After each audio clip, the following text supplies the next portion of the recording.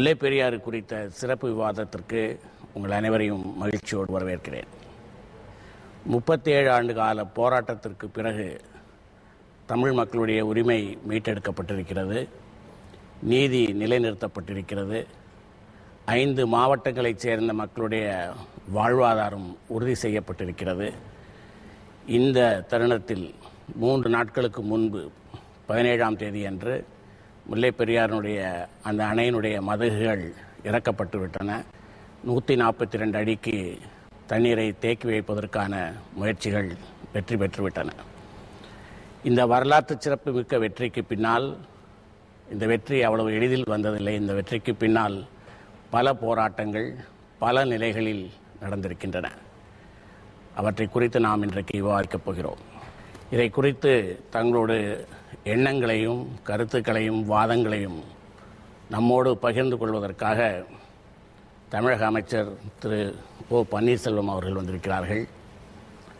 பாரதிய ஜனதா கட்சியினுடைய தேசிய செயலர் தமிழிசை சவுந்தரராஜன் அவர்கள் வந்திருக்கிறார்கள். காங்கிரஸ் கட்சியினுடைய செய்தி தொடர்பாளர் சட்டமன்ற உறுப்பினர் திருமதி விஜயதாரணி அவர்கள் வந்திருக்கிறார்கள். அண்ணா திராவிட முன்னேற்ற கழகத்தைச் சேர்ந்த திரு நாஞ்சில் சம்பத் அவர்கள் வந்திருக்கிறார்கள். முதல்ல திரு சம்பத், உங்களிடத்தில் தான் துவங்க விரும்புகிறேன். ஏனென்றால் நீங்கள் அதனுடைய வரலாறை நன்கு அறிந்தவர்கள். முல்லை பெரியாருடைய முக்கியத்துவம் என்று என்னவென்று நினைக்கிறீர்கள்? ஏதோ ஒரு பழைய ஒரு 100 ஆண்டுகளுக்கு மேற்பட்ட அணையில் ஒரு 10 அடி தண்ணீரை தேக்கி வைப்பதற்காக நடந்த போராட்டம் என்று அதை எளிமையாக சொல்லிவிட முடியுமா? அல்லது அதற்கு பின்னால் வேறு செய்திகள் இருக்கின்றதா? அதாவது, நீங்கள் குறிப்பிட்டது மாதிரி ஒரு கார் தட்டிய பஞ்சகாலம். அந்த பஞ்சகாலத்தில் மரணத்தின் வாசலுக்கு துரத்தப்பட்ட தமிழ் மக்களுக்கு உயிர் பிச்சை தருவதற்காக வெள்ளைக்காரர்கள் ஆட்சி காலத்தில் ஒரு கனவுகளோடு தொடங்கப்பட்ட திட்டம். அந்த திட்டம் மரணத்தின் வாசல் வரைக்கும் சென்று எலும்புகளை தாக்கக்கூடிய அளவிற்கு கடும் குளிரை வென்று வனவிலங்குகளோடு ஜீவமரண போராட்டத்தை நடத்தி பல உயிர்களை பலிகொடுத்து கட்டப்பட்ட அணை அந்த அணை. தேனி, மதுரை, திண்டுக்கல், விருதுநகர், ராமநாதபுரம் என 2,35,000 ஏக்கர் பாசன வசதி பெறவும் அந்த 5 மாவட்ட மக்களினுடைய தாகத்தை தீர்ப்பதற்கும் நோக்கமாக கொண்டு கட்டப்பட்ட அணை. ஆனால் அந்த அணைக்கு தமிழகத்திற்கு இருக்கக்கூடிய உரிமையை தடுப்பதற்கும் தகர்ப்பதற்கும் கேரளா செய்திருக்கிற வஞ்சகத்தையும் துரோகத்தையும் பட்டியலிட்டால் இவர்களுக்கு சர்வதேசியம் பேசுவதற்கும் தேசியம் பேசுவதற்கும் ஏதாவது தகுதி இருக்கிறதா என்கிற கேள்வியை எழுப்ப வேண்டியது. அந்த கேள்வியை நிச்சயமாக எழுப்பலாம். இப்போ விஜயதாரணி, நீங்களாம் இதற்கு பதில் சொல்ல வேண்டும். இப்போ இவ்வளவு 5 மாவட்டங்களுடைய மக்களுடைய வாழ்வாதாரத்தை, குடிதண்ணீரை தீர்மானிக்கிற ஒரு அணை என்பதை நீங்கள் அதை ஏற்றுக்கொள்கிறீர்களா? நிச்சயமாக. அதாவது இல்லை, ஆனால் அதுல கேள்வி, அப்படி ஏற்றுக்கொள்கிற பட்சத்தில் காங்கிரஸ் கட்சி ஏன் அந்த உரிமையாக பெற்று தருகிற விஷயத்தில் தமிழ்நாட்டிற்கு, தமிழர்களுக்கு ஆதரவாக நடந்து கொள்ளவில்லை? இல்ல, ஆதரவாக நடந்து கொள்ளவில்லை என்று நம்ம கூற இயலாது. வரலாற்றை புரட்டி பார்த்தா கூற இயலாதுன்னா, இப்போ 2006 தீர்ப்பு வந்ததற்கு பிறகு 27 பிப்ரவரி 2006 உச்சநீதிமன்றத்தினால் 142 அடிக்கு தண்ணீரை உயர்த்திக் கொள்ளலாம் என்று ஒரு தீர்ப்பு வருகிறது. ஆனால் மார்ச் 15ஆம் தேதி அதே 2006ஆம் ஆண்டு கேரள சட்டமன்றம் கூடி ஏற்கனவே இருக்கக்கூடிய 2003 நிறைவேற்றப்பட்ட ஒரு சட்டத்திற்கு ஒரு திருத்தம் கொண்டு வந்து அதை தண்ணீரை உயர்த்தக்கூடாது என்று அது சொல்லுகிறது. உச்சநீதிமன்றத்தினுடைய தீர்ப்பு வந்ததற்கு பிறகு அப்படி சொல்லுகிறது. அப்படி சொல்லுகிற போது அந்த மாநிலத்தினுடைய முதல்வராக இருப்பவர் காங்கிரஸ் முதல்வர் ஓமன் சாண்டி. ஆனால் காங்கிரஸ் மேலிடமோ பிரதமரோ அவர்களை கூப்பிட்டு இப்படி நீங்கள் தீர்மானம் போட்டிருக்க கூடாது என்று கண்டித்ததாக செய்திகள் இல்லை. இல்ல, ஒரு விஷயத்தை நாம் பார்க்க வேண்டும். அதாவது தமிழக அரசு இதற்குண்டான முயற்சியை எடுக்க வேண்டும் என்று முதல்ல கேஸ் போட்டாங்க. தமிழக அரசு அந்த முயற்சியை தொடங்கின உடனேயே நாம கோரிய பிரேயர் இல்ல நீங்க கோரியது நிறைவேறியதற்கு பிறகுதான் நான் சொல்றேன். இல்ல, தமிழக அரசு முயற்சி எடுக்க வேண்டும் என்று நாம் நிறைவேறியதற்கு பிறகு நிறைவேறியதற்கு பிறகு கேரள சட்டமன்றம் என்று வரும்போது உங்களிடம் நான் ஒரு விஷயத்தை தெளிவாக்க விரும்புகிறேன். கேரள சட்டமன்றம் அது கேரள சட்டமன்றம், அது வந்து காங்கிரஸ் சட்டமன்றம் அல்ல, அது கேரள சட்டமன்றம். அதில் அனைத்து கட்சிகளும் இருக்கின்றன. இல்ல, எனக்கு ஒரு சின்ன விளக்கம், நீங்க தெளிவா புரிஞ்சுக்கணும். எனக்கு ஒரு விளக்கம் சொல்லுங்க. கேரளா என்பது இந்தியாவில் இருக்கிறதா வேற எங்கேயாவது இருக்கிறதா? இந்தியாவில் தான் இருக்கிறது. தமிழ்நாடும் இந்தியாவில் தான் இருக்கிறது. அந்த அளவில் இல்ல நான் என் கருத்தை நான் அவர் ஃபுல்லா பேசினாரு, அது மாதிரி நானும் ஃபுல்லா பேசுங்க. நீங்க கிளாரிஃபை பண்ணிட்டு பேசுங்க. உங்களுடைய கட்சியினுடைய பேர் இந்திய தேசிய காங்கிரஸ், சரியா?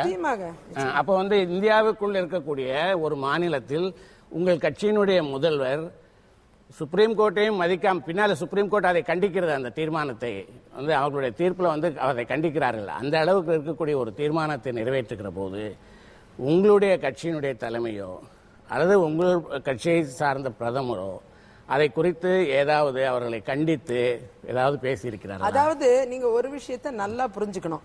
எல்லோருக்கும் நீதிமன்றங்களை அணுகக்கூடிய ஒரு குடிமகனுக்கும் அந்த உரிமை இருக்கு இந்த நாட்டுல. அப்படி பார்க்க போனால் கேரளாவில் இருப்பதனாலேயே நீங்க கோர்ட்டுக்கு போக கூடாதுன்னு நாம சொல்ல முடியாது. நாங்கள் வந்து இந்திய தேசிய காங்கிரஸ் வந்து கேரளாவிலும் காங்கிரஸ் இருக்கு, தமிழ்நாட்டிலும் காங்கிரஸ் இருக்கு, இந்தியா முழுவதும் காங்கிரஸ் இருக்கு. பிற கட்சிகள் அந்தந்த மாநிலங்கள்ல இருக்காங்க. ஆனால் இந்தியா முழுவதும் இருக்கக்கூடிய காங்கிரஸ் அந்த கேரளாவில் ஒரு டேம் பிரச்சனையை அவங்க எழுப்புறாங்க, அது கீழே விழுந்துடுறோம் அப்படிங்கிற ஒரு சொல்றாங்க. அதெல்லாம் ஆய்வு செய்ய வேண்டிய பொறுப்பு உச்ச நீதிமன்றத்துக்கு உண்டு. அதை தான் நாங்கள் சொன்னோம். உச்சநீதிமன்றம் உரிய குழுவை போட்டு அதை ஆய்வு செய்து தமிழ்நாட்டுக்கு கிடைக்க வேண்டிய தண்ணீரை வழங்க வேண்டும் என்ற கோரிக்கை தமிழ்நாடு காங்கிரஸ் முன்வைத்தது. உச்சநீதிமன்ற தீர்ப்பு வந்ததற்கு பிறகுதான் கேரள சட்டமன்றத்தில் அதை போன்ற ஒரு இது ஒரு தடவை 4 தடவை போட்டாங்க. அனைத்து கட்சி ரெசல்யூஷன், நீங்க வந்து ஒரு கட்சி போடல, அனைத்து கட்சி தீர்மானம், ஆட்சி தீர்மானம் 4 தடவை போட்டிருக்காங்க. அப்ப அந்த தீர்மானங்கள் எல்லாம் தீர்மானம் திரு அச்சுதானந்தன் அவர்கள் கொண்டு வந்த தீர்மானம் அதுவும் இருக்கு. நீங்க அதை பார்க்க வேண்டும். நான் சொல்வது 2006ல தீர்ப்பு வந்ததற்கு பிறகு இந்த முன்னாள் முதல்வர் திரு அச்சுதானந்தன் அவர்கள் முன்மொழிந்த தீர்மானத்தின் அடிப்படையில் விவாதம் நடைபெறுகிறது. அதன் தொடர்ச்சியாக 4வது தீர்மானம் வரைக்கும் நிறைவேற்றினாங்க போன மே மாசம் வரைக்கும். ஆகையால நாம இந்த விஷயத்துல ஒரு விஷயத்தை தெளிவு பண்ணிக்கணும். அதாவது தமிழகத்திற்கு தண்ணீர் கிடைக்க வேண்டும் என்பதில் எந்த மாற்று கருத்தும் இல்லை. தொடர்ந்து இதற்காக நாம் முன்வைக்க வேண்டும். அங்க இருக்கிற அரசாங்கம் கேரளால யார் வேணா இருக்கட்டும், அனைத்து கட்சி எத்தனை வேணா இருக்கட்டும், இது தொடர்பா நம்ம பேசுவோம். அதுக்கு முன்னால ஆனா நாங்க இந்த முடிவுல காங்கிரஸ் இல்ல இது தொடர்பான இது தொடர்பான காங்கிரஸ்லாம் கேட்காதீங்க. காங்கிரஸ்ங்கிறது ஒரே காங்கிரஸ் தான். நீங்க கிண்டல் பண்ணிட்டீங்கன்னா காங்கிரஸ் இல்லாம போயிடாது. நீங்க வந்து பிடபிள்யூடி அமைச்சராக இருந்திருக்கீங்க, இந்த அந்த மாவட்டத்தை சேர்ந்தவராக இருக்கீங்க, அதனுடைய விவரம் உங்களுக்கு முழுக்க தெரியும். உங்களுடைய பதில் என்ன? முல்லை பெரியாருடைய வரலாறு என்னென்றால் 1979 அந்த அணை வந்து பராமரிக்க சீரமைக்கப்பட வேண்டும் என்ற ஒரு கோரிக்கை கேரளாவில் எழுகிறது பத்திரிகைகள் மூலமாக. உடனே இந்த பிரச்சனையை கேரள அரசு மத்திய நீர்வள அமைச்சகத்துக்கு எடுத்து சென்று அதை சீரமைக்க வேண்டும், பராமரிக்க வேண்டும் என்று அந்த கோரிக்கையை அங்கே வைக்கின்றார்கள். மத்திய நீர்வள அமைச்சகம் முல்லை பெரியாருக்கு அங்கே வந்து பார்த்துட்டு அணை பலமாக இருக்குது, சில பராமரிப்பு பணிகளை பண்ணணும் அப்படின்னு சொல்லி பராமரிப்பு பணிகள் பண்ணுறதுக்கு அவசரகால நடவடிக்கை, இடைக்கால நடவடிக்கை, நீண்டகால நடவடிக்கை என்ற 3 நடவடிக்கைகள் எடுக்கப்பட வேண்டும் என்று சொல்லி இந்த நடவடிக்கைகள் பராமரிப்பு பணி செய்வதற்காகவே அதனுடைய மட்டம் நீர்மட்டம் 152 அடியிலிருந்து 136 அடியாக குறைக்கப்பட்டது. பராமரிப்பு செய்வதற்காகத்தான் குறைக்கப்பட்டதை ஒழிய மற்ற எந்த காரணங்களும் அதில் இல்லை. பராமரிப்பு செய்ததற்கு பின்னால் அதனுடைய முழு கொள்ளளவான 152 அடியாக நீரை தேக்கிக் கொள்ளலாம் என்ற நல்லெண்ணத்தின் அடிப்படையில் தான் அன்றைக்கு அந்த குறைக்கப்பட்டது. 79லிருந்து 94, 95 வரைக்கும் அந்த பராமரிப்பு பல்வேறு கட்டங்களில் முழுமையாக முடிக்கப்பட்டது. இந்த பணிகளுக்கு பின்னால் பல்வேறு காரணங்களை சொல்லி கேரளா அதனுடைய நீர்மட்டத்தை 136 அடியிலிருந்து அதனுடைய முழு கொள்ளளவான 152 அடிக்கை நீரை தேக்குவதற்கு மறுத்தது. இந்த பிரச்சனை மத்திய நீர்வள குழுமத்திற்கு சென்றது. மத்திய நீர்வள குழுமம் அணையை வந்து பார்த்து அணையின் பலமாகத்தான் இருக்கிறது, அதனுடைய நீர்மட்டத்தினை 142 அடியாக முதல் கட்டமாக நீரை தேக்கிக் கொள்ளலாம் என்ற அதனுடைய பரிந்துரையை மத்திய நீர்வள அமைச்சகம் தந்தது. இந்த நிலையில் கேரளாவில் இருக்கின்ற சில தனிநபர்கள் கேரள உயர்நீதிமன்றத்தில் முல்லை பெரியாருடைய நீர்மட்டத்தின் உயரத்தினை 136 அடிக்கு மேலே உயர்த்தக்கூடாது என்று கேரள உயர்நீதிமன்றத்தில் வழக்கு தொடுத்தார்கள். தமிழகத்தில் இருக்கின்ற ஒரு சில இங்கே இருக்கின்ற தனிநபர்கள் முல்லை பெரியாருடைய நீர்மட்டத்தினை 136 அடியிலிருந்து பராமரிப்பு பணிகளுக்காக குறைக்கப்பட்ட 136 அடியிலிருந்து 152 அடியாக உயர்த்த வேண்டும் என்று இங்கே சென்னை உயர்நீதிமன்றத்தில் வழக்கு தொடுத்தார்கள். 2 பேரும் வழக்கு தொடுத்தாங்க. இந்த சூழ்நிலையில் கேரளாவில் இருக்கின்ற முல்லை பெரியாறு சுற்றுப்புற சூழல் என்ற அமைப்பு உச்சநீதிமன்றத்திற்கு சென்று முல்லை பெரியாறு நீர்மட்டத்தின் உயரத்தினை 136 அடிக்கு மேல் உயர்த்தக்கூடாது என்று அங்கு ஒரு வழக்கு போட்டது. உடனே இங்கே இருக்கின்ற தமிழகத்தில் இருக்கின்ற ஒரு சில தனிநபர்கள் உச்சநீதிமன்றத்துக்கு சென்று முல்லை பெரியாருடைய நீர்மட்டத்தினை அதனுடைய முழு கொள்ளளவான 152 அடியாக நீரை தேக்க வேண்டும் என்று அங்கு ஒரு வழக்கு போடுறாங்க. இதுதான் வழக்கினுடைய சாராம்சம்.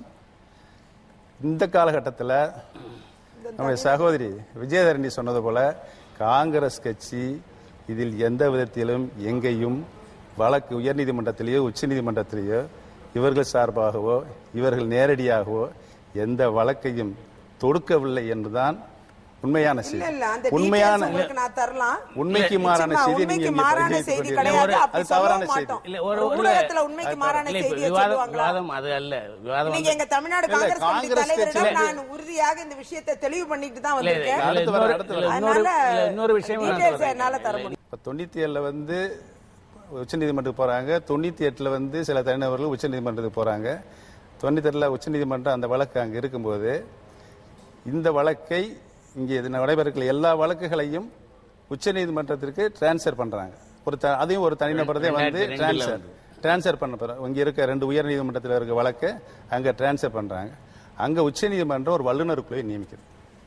வல்லுநர் குழு அணைகளுடைய பாதுகாப்பை உறுதி செய்த வேண்டும் வல்லுநர் குழு. அந்த வல்லுநர் குழு இங்கே வந்து நீரியல், கட்டுமானம் மற்றும் அந்த அணையுடைய முழு பாதுகாப்பினையும் சோதனை செய்து அணை பலமாக இருக்கிறது, அணையுடைய நீர்மட்டத்தை 136 அடியிலிருந்து 142 அடியாக உயர்த்துவதற்கு அங்கு ஒப்புதல் அளித்து அது அந்த அறிக்கையை மத்திய நீர்வள அமைச்சகத்துக்கு கொடுக்குது. இந்த சூழலில் தான் இதயம் டாக்டர் புரட்சி தலைவி அம்மா அவர்கள் 2ஆம் முறையாக தமிழகத்தினுடைய முதலமைச்சராக ஆட்சி பொறுப்பிற்கு வருகிறார்கள். 11/12/2011 மாண்புமிகு இதயம் புரட்சி தலைவி அம்மா அவர்கள் மத்திய நீர்வள அமைச்சருக்கு ஒரு கடிதம் எழுதுகிறார்கள். முல்லை பெரியாரின் அணையினை ஆய்வு செய்வதற்காக நியமிக்கப்பட்ட தொழில்நுட்ப வல்லுநர் குழு அறிக்கையை நீங்கள் நடைமுறைப்படுத்த வேண்டும். முல்லை பெரியாருடைய நீர்மட்ட உயரத்தினை 136 அடியிலிருந்து முதல் கட்டமாக 142 அடியாக நீரை தேக்க வேண்டும். ஒரு மண்ணெண்ணை, பேபி அணை, சிற்றணை 2 அணை இருக்கு, மண்ணெண்ணை இருக்கு. அந்த அணையை பழுது நீக்கம் செய்யப்பட்டது பின் முழு கொள்ளளவான 152 அடியாக தேக்கலாம் என்றுதான் அந்த தொழில்நுட்ப வல்லுநர் குழு அறிக்கையை உச்சநீதிமன்றத்தில் கொடுத்துச்சு. இந்த அடிப்படையில் நீங்கள் ஒரு நல்ல முடிவை எடுக்க வேண்டும் என்று மாண்புமிகு அம்மா அவர்கள் மத்திய நீர்வள அமைச்சருக்கு கடிதம் எழுதுகிறார்கள். மீண்டும் புரட்சி தலைவி புரட்சி தலைவி மாண்புமிகு அம்மா அவர்கள் பிப்ரவரி மாதம் உச்சநீதிமன்றத்திற்கு ஒரு மனு தாக்கல் பண்றாங்க. தொழில்நுட்ப வல்லுநர் குழுவினுடைய அறிக்கையின்படி முல்லை பெரியாருடைய நீர்மட்ட உயரத்தினை 136 அடியிலிருந்து அதனுடைய முதல் கட்டமாக 142 அடியாக நீரை தேக்குவதற்கும் அணையுடைய பராமரிப்பு பணிகளை முழுமையாக முடித்ததற்கு பின்னால், பேபி அணை, சிற்றணையை முழுமையாக முடித்ததற்கு பின்னால் அதனுடைய முழு கொள்ளளவையும் 152 அடியாக நீரை தேக்குவதற்கு உச்சநீதிமன்றம் தகுந்த அறிவுரையை கேரள அரசுக்கு நீங்கள் அறிவுறுத்த வேண்டும் என்று மாண்புமிகு அம்மா அவர்கள் அங்கே ஒரு மனு தாக்கல் பண்றாங்க. இது பல்வேறு கட்டங்களை கடந்து விசாரணை போய் இறுதிக்கட்ட விசாரணை நடைபெறுது. இறுதிக்கட்ட விசாரணை நடைபெறும் பொழுது மாண்புமிகு இதயம் புரட்சி தலைவி அம்மா அவர்கள் மூத்த வழக்கறிஞர்களை, சட்ட வல்லுநர்களை அழைத்து விவாதம் செய்து ஆலோசனை வழங்கி அறிவுரை வழங்கி எம்மாதிரியான கருத்துக்களை உச்சநீதிமன்றத்தில் வாதத்தில் எடுத்து வைக்க வேண்டும் என்று நல்ல பல ஆலோசனை வழங்கியதன் காரணமாக 2006 பிப்ரவரி 27 ஒரு வரலாற்று சிறப்புமிக்க தீர்ப்பினை இதய தெய்வம் டாக்டர் புரட்சி தலைவி அம்மா அவர்கள் பெற்றுத் தருகிறார்கள். இதுதான் வரலாறு. இதுதான் வரலாறு. உடனே என்ன செய்யறாங்க? பிப்ரவரி மாதம் 27ஆம் தேதி உச்சநீதிமன்றம் தீர்ப்பு வழங்குது. 15/3/2006 கேரளா சட்டமன்றம் கூடி அங்கே கேரள அரசு ஏற்கனவே 2003 ஒரு சட்டம் இருக்கு அவங்களுக்கு. கேரள நீர்ப்பாசன நீர்வள பாதுகாப்பு சட்டம் ஒரு சட்டம் இருக்கு. 2003 அவங்க ஏற்றிருக்காங்க. அந்த சட்டத்திற்கு ஒரு திருத்த சட்டம் 2006 கொண்டு வர்றாங்க. அந்த திருத்த சட்டத்தில் என்ன சொல்றாங்கன்னா, முல்லை பெரியாருடைய நீர்மட்டத்தினுடைய உயரம் 136 அடி தான் அப்படிங்கிற சீலிங்கை வச்சு அந்த சட்ட திருத்தத்தை கொண்டு வர்றாங்க. இதே தேவம் புரட்சி தலைவி அம்மா அவர்கள் உடனடியாக 30/3/2006 உடனடியாக உச்சநீதிமன்றத்திற்கு சென்று கேரள அரசு இயற்றியிருக்கின்ற திருத்த சட்டம், கேரள நீர்ப்பாசன நீர் பாதுகாப்பு சட்டம் இந்திய அரசியல் சட்டத்திற்கு விரோதமானது. உச்சநீதிமன்றத்தினுடைய தீர்ப்பு கிடைக்கப்பட்ட பின் உச்சநீதிமன்றத்தினுடைய தீர்ப்பினை அவமதிக்கின்ற வகையில் கேரள சட்டமன்றம் தீர்மானம் நிறைவேற்றியிருக்கிறது. அதனை ரத்து செய்ய வேண்டும் என்று மாண்புமிகு இதய புரட்சி தலைவி அம்மா அவர்கள் அன்றைக்கு அந்த வழக்கை அங்கே தொடுக்கிறார்கள். ஏப்ரல் மாதம் தேர்தல் அனௌன்ஸ் பண்றாங்க. தமிழர் துரதிர்ஷ்டவசமா மீண்டும் திமுக மைனாரிட்டி ஆளுங்கட்சியாக தமிழகத்திற்கு வர வேண்டிய ஒரு சூழல் ஏற்பட்டிருக்கிறது. இதுதான் அந்த 2006 வரை இதற்கான ஒரு விளக்கத்தை நீங்க சொல்ல முடியுமா? 2006 2011 வரைக்கும் இந்த விஷயத்துல எந்த விதமான முன்னேற்றமும் ஏற்படாமல் இருக்கிறது. மத்தியில் ஒரு காங்கிரஸ் ஆட்சி நடக்கிறது, அதில் திமுக அங்கம் வகிக்கிறது, தமிழ்நாட்டில் திமுக ஆட்சி நடக்கிறது. இதற்கு என்ன காரணம்? ஏன் அந்த 5 ஆண்டு காலம் எதுவுமே நடைபெறாமல்? மத்தியில கருணாநிதியினுடைய குடும்பமும் திமுக கட்சியும் காங்கிரஸ் கட்சியோடு அவங்க மேஜர் பங்குதாரர்கள். கேரள சட்டமன்றத்தில் உச்சநீதிமன்றத்தினுடைய தீர்ப்பை அத்துமீறி தீர்மானம் கொண்டு வருகிறார்கள். ஒரு ஜுடிஷியல் மஜிஸ்ட்ரேட் கோர்ட்டுக்கு கட்டுப்பட்டது ஒரு சட்டமன்ற உறுப்பினர் உட்பட. ஆனால் உச்சநீதிமன்றத்தினுடைய தீர்ப்பின் மீது அத்துமீறி ஒரு சட்டமன்றத்தில் தீர்மானம் கொண்டு வருவதற்கு கேரள அரசாங்கத்திற்கு அதிகாரம் இருக்கிறதா? ஏன் கொண்டு வந்தாங்க? கருணாநிதி முதலமைச்சராக இருந்ததால கொண்டு வந்தாங்க.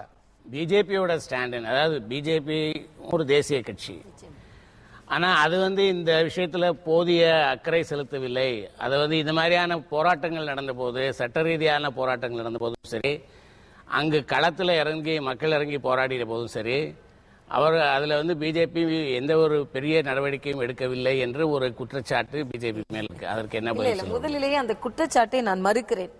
அதாவது ஒரு பிரச்சனைக்கு தீர்வு கிடைக்க வேண்டுமே தவிர, அது மக்களுக்கு பலன் கிடைக்க வேண்டுமே தவிர, ஏதோ நானும் தெருவில் இறங்கி போராடினேன் என்று சொல்வதால் மட்டுமே ஒரு பிரச்சனைக்கு தீர்வாகாது. பாரதிய ஜனதா கட்சி ஒரு தேசிய கட்சியாக காங்கிரஸ் நடந்து கொள்வதை போல அல்லாமல், ஒன்று சகோதரி சொன்னார், நாங்க ஆரம்பத்திலேயே வழக்கு போட்டோம் என்று சொன்னார். ஆரம்பத்தில் வழக்கு போட்டு அப்புறம் அவர்கள் அதிகாரத்திற்கே வரவில்லையா? அதே வழக்கு போட்டவரே தமிழக காங்கிரஸ் தலைவராகவும் இருந்து ஆளும் கட்சியின் பிரதிநிதியாகவும் இங்கே இருந்து நாடாளுமன்ற உறுப்பினராகவும் இருந்த பொழுது அதற்கான என்ன தீர்வை கொண்டார்கள்? அதான் சொல்றேன், வழக்கு போட்டோம் என்று சரித்திரத்தில் ஒரு கோடை போட்டு வைத்துவிட்டு அதனால் நாங்கள் எங்களின் பங்கு இருக்கிறது என்று சொல்வது உண்மை அல்ல, அது சரியானதும் அல்ல. அவங்க சொல்றதுனால சொல்றேன், அவங்க சொல்றதுனால ஒரு நிமிடம் இல்ல, அவர்கள் சொல்வதின் வாதத்தின் அடிப்படையில் வைத்துக் கொண்டால் கூட மரியாதைக்குரிய ஞானதேசிகன் அவர்கள் தமிழக காங்கிரஸ் தலைவராக இருந்த பொழுது இந்த முல்லை பெரியாருக்கு என்ன செய்தார் என்பது மட்டுமல்ல. 2006 உச்சநீதிமன்ற தீர்ப்பு வருகிறது, காங்கிரஸ் அதை மீறுகிறது. ஆனால் மரியாதைக்குரிய தமிழக முதலமைச்சர் அவர்கள் ஜூலை 2ஆம் தேதி பிரதம அமைச்சர் மோடி அவர்களுக்கு ஒரு கடிதம் எழுதுகிறார். முல்லை பெரியாறு பிரச்சனைகள் தீர்வை ஏற்படுத்துவதற்கு முயற்சி செய்ததற்கு எனது மனமார்ந்த நன்றியை தெரிவிக்கிறோம் என்று சொல்கிறார். தமிழக முதலமைச்சர் அவர்கள் பிரதம அமைச்சர் மரியாதைக்குரிய மோடி அவர்களை சந்திக்கிறார்கள். ஜூன் 18ஆம் தேதி மத்திய அமைச்சரவை கூடி 3 நபர் கமிட்டியை நியமிக்கிறார்கள். முதலமைச்சர் அவர்களே பலமுறை சட்டமன்றத்தில் பேசியிருக்கிறார்கள். இது அரசு கெசட்ல வெளியிடுறதுக்கு கூட உங்களுக்கு இதே திராவிட முன்னேற்ற கழகமும் இவர்களும் கைகோத்திருந்த காலத்தில், எல்லா அதிகாரமும் கையில் இருந்த காலத்தில் அதை கூட செய்ய முடியவில்லை. ஆனால் நாங்கள் இப்பொழுது ஆட்சிக்கு வந்திருக்கிறோம், வந்து இப்பொழுது முல்லை பெரியாறு பிரச்சனையில் கவனம் செலுத்தி இருக்கிறோம். முதலமைச்சர் அவர்கள் ஒரு கோரிக்கை வைத்த உடனே பிரதம அமைச்சர் உடனே அதற்கான செவி சாய்த்து உடனே தமிழக மக்கள் நலனில் அக்கறை எடுத்துக்கொண்ட ஒரு ஆட்சியாக பாரதிய ஜனதா கட்சி ஆட்சி இருக்கிறது. இதுதான் காங்கிரஸிற்கும் பாரதிய ஜனதா கட்சிக்கு மாறுபாடுன்னு சொல்றேன். அவங்க சொன்ன மாதிரி காங்கிரஸ் இருக்கிறது இந்தியா முழுவதும், ஆனால் அது மக்களுக்கு நலன் சார்ந்த காங்கிரஸாக இருக்கிறதா? 60 ஆண்டுகளில் பல ஆண்டுகள் அவர்கள் தான் ஆட்சி செய்தார்கள். இன்னும் முடிக்கப்படாமல் நதிநீர் பிரச்சனைகள் இருப்பதற்கு காரணம் என்ன? எதை பற்றியும் அக்கறை இல்லாமல் இருந்ததுதான். 2006 உச்சநீதிமன்றம் தீர்ப்பு கொடுக்கிறார்கள், உடனே அவர்கள் இதை மறுக்கிறார்கள். பாரதிய ஜனதா கட்சி உச்சநீதிமன்ற தீர்ப்பை மதித்து உடனே 3 நபர் கமிட்டி அமைத்து தமிழக மக்களுக்கு தமிழக முதலமைச்சரின் கோரிக்கை ஏற்று அதற்கான அவர்கள் நடவடிக்கை எடுக்கிறார்கள். இந்த விவாதத்தை தொடர்வதற்கு முன்பு ஒரு சிறிய விளம்பர இடைவேளை. விளம்பர இடைவேளைக்கு பிறகு முல்லை பெரியாறு குறித்த சிறப்பு விவாதம் தொடரும்.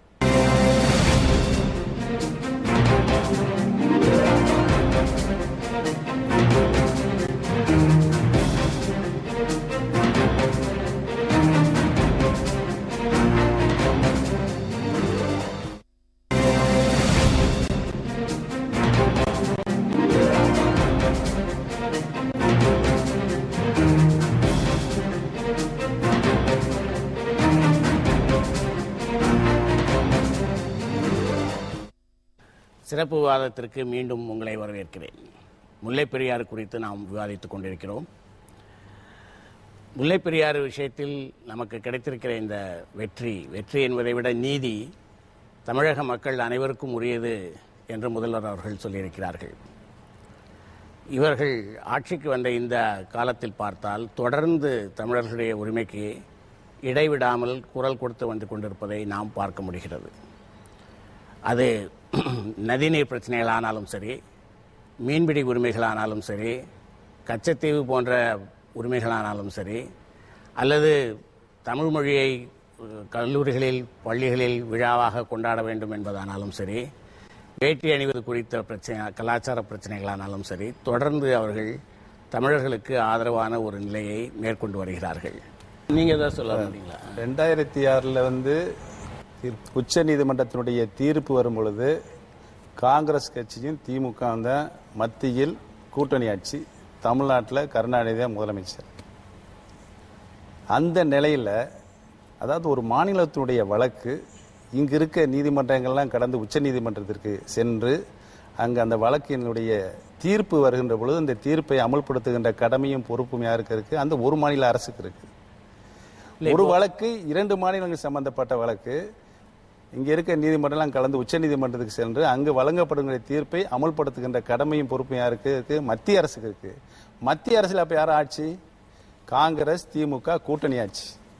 இங்க மாநிலத்தில் முதலமைச்சர் கருணாநிதி. இவங்க 2 பேரும் இந்த முல்லை பெரியாறு பிரச்சனையில் 2006 இதய தெய்வம் புரட்சி தலைவர் மாண்புமிகு அம்மா அவர்கள் பெற்று தந்த அந்த வரலாற்று சிறப்புமிக்க தீர்ப்பு நீங்கள் ஆரம்பத்திலே சொன்னீர்களே, மீட்டெடுக்கப்பட்டிருக்கிறது என்று 5 மாவட்ட மக்களுடைய உயிர்நாடிய உலகிக் கொண்டிருக்கின்ற அந்த ஜீவாதார உரிமை அதை பெற்றுத்தந்த இதேதான் டாக்டர் புரட்சி தலைவி அம்மா அவர்கள் அந்த தீர்ப்புக்கு இவர்கள் ஏதாவது முன்முயற்சி எடுத்து அந்த தீர்ப்பை நடைமுறைப்படுத்துவதற்கு ஏதாவது முயற்சி ஒரு சின்ன துரும்பனால் இந்த 2 கட்சியும் எடுத்து போட்டாங்களா? காங்கிரஸும் திமுகவும் இல்ல. காரணம் வியாபாரம், குடும்ப வியாபாரம். நீங்க இந்த ஒரு கேள்விக்கு மட்டும் பதில் சொல்லுங்க. 18/2/2010 5 நபர் குழுவை அமைக்கலாம் என்று உச்சநீதிமன்றத்தில் தீர்மானித்து உச்சநீதிமன்றத்தினுடைய முன்னாள் தலைமை நீதிபதி ஆனந்த் அவர்கள் தலைமையில் ஒரு கமிட்டி போடுகிறார்கள். அந்த கமிட்டியில் தமிழ்நாட்டின் பிரதிநிதியாக ஒருவர் இருக்கலாம், கேரளத்தின் பிரதிநிதியாக ஒருவர் இருக்கலாம். அந்த பிரதிநிதியாக இருக்கக்கூடியவர் முன்னாள் நீதிபதிகளாகவோ அல்லது தொழில்துறை வல்லுநர்களாகவோ இருக்கலாம் என்று அந்த உச்சநீதிமன்றம் ஒரு ஆர்டர் கொடுக்கிறது. அது 18/2/2010.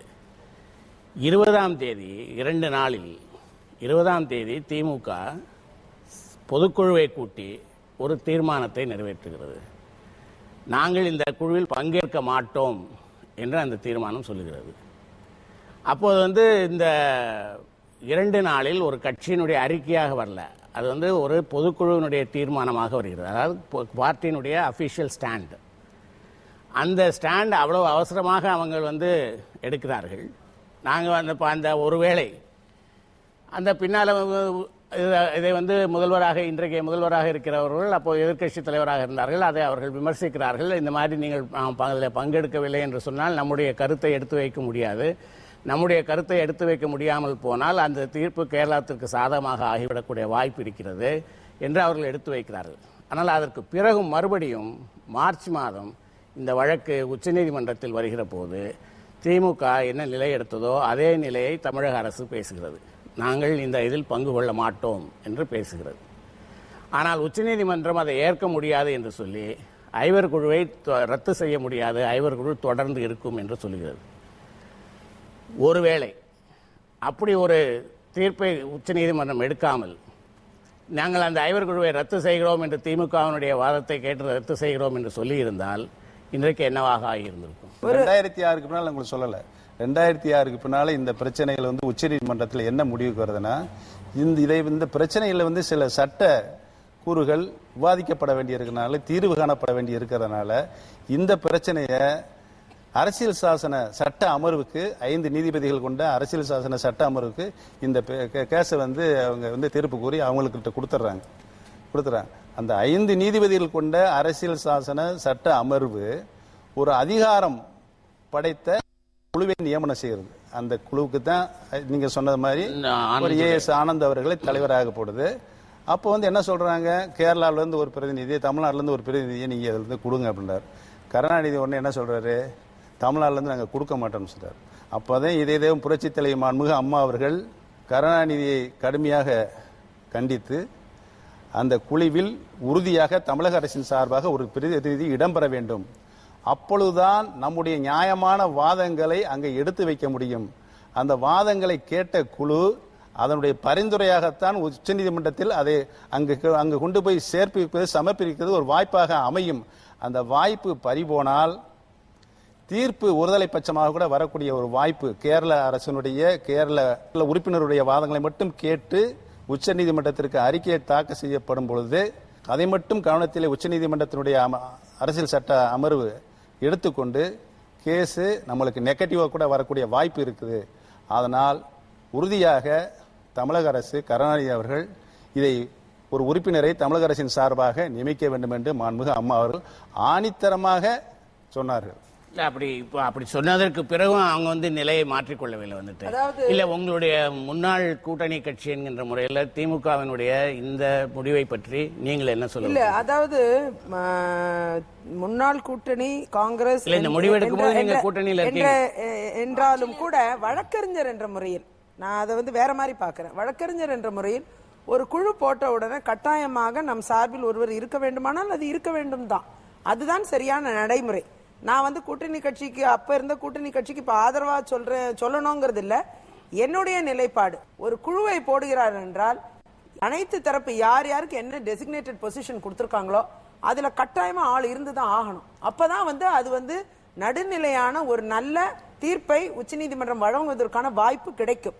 ஆகையால் அந்த நடைமுறை அவர்கள் எடுத்த முடிவு என்பது எதனால் எடுத்தார்கள் என்பது எனக்கு தெரியாது. ஆனால் அப்படிப்பட்ட ஒரு முடிவு என்பது அது நிச்சயமாக சட்ட ரீதியாக சரியான நடைமுறையா இருக்காதுன்னு நான் நினைக்கிறேன். குறிப்பா இன்னொரு ஒரே ஒரு விஷயத்தை சொல்ல விரும்புறேன். ஒரு துரும்ப கூட எடுத்து போடல அப்படிங்கிற ஒரு வார்த்தையை சொல்றீங்க. நான் முல்லை பெரியார் விஷயத்துல காங்கிரஸ் எடுத்த முயற்சியை நான் முதல்ல உங்கள்கிட்ட சொன்னேன். தமிழ் மக்களுக்காக நாம் எடுக்கக்கூடிய முயற்சி எடுக்காம பேச முடியும். முயற்சி எடுத்திருக்கேன். இப்ப இந்த முயற்சி எடுக்கலையான்னு சாருக்கே தெரியும்.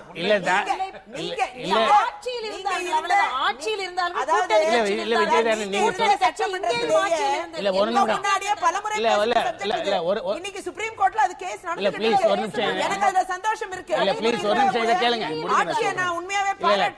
இந்த விஷயத்துக்காக நாளைக்கு நெய்யார் இடதுகரை கால்வாயில ஒரு நல்ல தீர்ப்பு கிடைச்சா அது அரசாங்கத்துக்கு மட்டும் கிடையாது, அங்க இருக்கிற எம்எல்ஏ எனக்கும் சொந்தம், நானும் போராடி. ஆகையால அந்த முயற்சி எடுத்த ஒவ்வொருவருக்கும் நான் நன்றி பாராட்ட வேண்டும். அதே நேரத்தில் அரசாங்கம் எடுத்த முழு முயற்சிக்கும் நாம் நன்றி பாராட்ட வேண்டும். இல்ல ஒரு விஷயம், திரும்ப தூக்கி போடலன்னு சொன்னது முல்லை பெரியார் பிரச்சனை. பெரியார்ல என்ன முயற்சி எடுக்கப்பட்டிருக்கு, நெய்யார்ல இன்னைக்கு எடுத்த முயற்சி என்ன, ஏன் சொல்றேன்னா உதாரணமா சொல்ல வரேன். இதுக்கு ஒரே ஒரு விஷயம், இல்ல நான் நீங்க முயற்சிகள் இருக்குங்கிறத சொல்ல வரேன். இல்ல ஒரே ஒரு விஷயம், நீங்க முயற்சிகள் இருக்குன்னு சொல்றீங்க.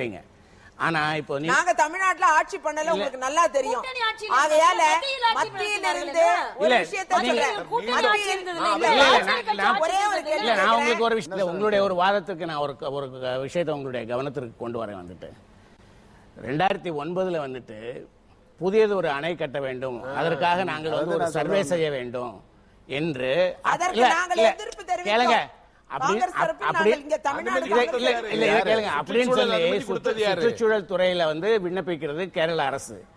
அதற்கு அப்போது அமைச்சராக இருக்கக்கூடிய ஜெயராம் ரமேஷ் அதற்கு வந்து அனுமதி கொடுக்கிறாரு.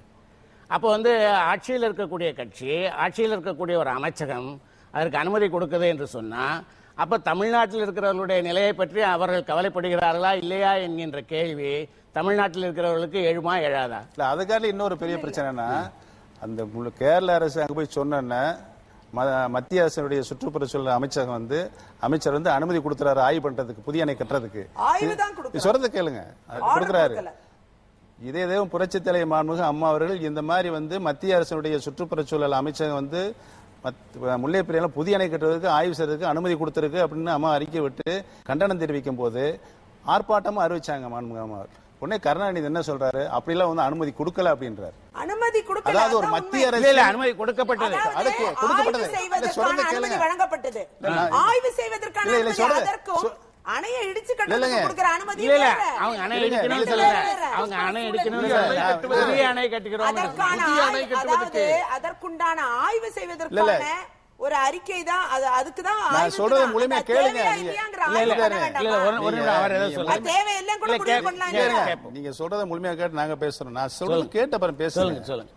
அதாவது பிரச்சனை வந்து உச்சநீதிமன்றத்தில் வழக்கில் இருக்கு. அதாவது முல்லை பெரியாறு வந்து ஒரு பன்மாநில நதி, 2 மாநிலங்களுக்கு இடையே இருக்கிற பிரச்சனை உச்சநீதிமன்றத்தில் விசாரணையில் இருக்கின்ற ஒரு பிரச்சனை. அங்க புதிய அணை கட்ட வேண்டும் என்று அந்த பிரச்சனையை திசை திருப்பதற்காக கேரள அரசு புதிய அணை கட்ட வேண்டும் என்ற ஒரு பிரச்சனையை அங்கு புதுசாக கொண்டு வருது. புதுசாக கொண்டு வர பிரச்சனைகளை ஏற்கனவே உச்சநீதிமன்றத்தில் இருக்கின்ற அந்த முல்லை பெரியாருடைய பிரச்சனை தீர்வதற்கு முன்னால் இந்த பிரச்சனைக்கு ஆய்வு செய்வதற்கு என்ன அவசியம் வந்தது? அதுதான் எங்களோட கேள்வி. அப்ப யார் இருந்த ஆட்சியில்? காங்கிரஸ் திமுக கூட்டணி ஆட்சி. ஆய்வு செய்யப்படுகின்ற உத்தரவு வழங்கிய மத்திய ஆட்சியில் அங்க வைத்த காங்கிரசுக்கும் திமுகவுக்கும் நீங்க தெரியலன்னு சொன்னா அப்புறம் எந்த லட்சணத்துல நீங்க அங்க ஆட்சி அங்க வைத்தீங்க? தாரணி அவர்கள் அவர்களுடைய கட்சியினுடைய நிலைகளை சொன்னார்கள். அதிமுக என்னவெல்லாம் செய்திருக்கிறது இந்த பிரச்சனைக்கு? நான் ஏற்கனவே மாண்புமிகு இதே புரட்சித் தலைவர் அம்மா அவர்கள் எடுத்து வருகின்ற நல்ல பல நடவடிக்கைகளை முல்லை பெரியாறு பிரச்சனையில் எடுத்து வரும் நல்ல நடவடிக்கைகளை பற்றி கோர்வையாக சொல்லி வந்திருக்கிறேன். எந்த ஒரு பிரச்சனையாக இருந்தாலும் அரசியல் இயக்கங்கள் நடத்தி கொண்டிருப்பவர்கள், ஆளுகின்ற பொறுப்பில் இருக்கின்றவர்கள் ஏனோதானோ என்று பிரச்சனையை எடுப்பதற்கும் முழு இன்வால்மெண்டாக அந்த பிரச்சனையை எடுப்பதற்கும் வேறுபாடு இருக்கிறது. நீதிமன்றத்தில் வந்து இந்த வாதங்கள் எல்லாம் வைக்கிற போது அதை குறித்து அந்த வழக்குரைஞர்களோடு இவர்கள் கலந்து ஆலோசித்து இந்த மாதிரி வைக்க வேண்டும் என்று சொல்வது உண்டா, இல்லை அவர்களே வாதிட்டு அந்த முடிவுகளுக்கு வருகிறார்கள்?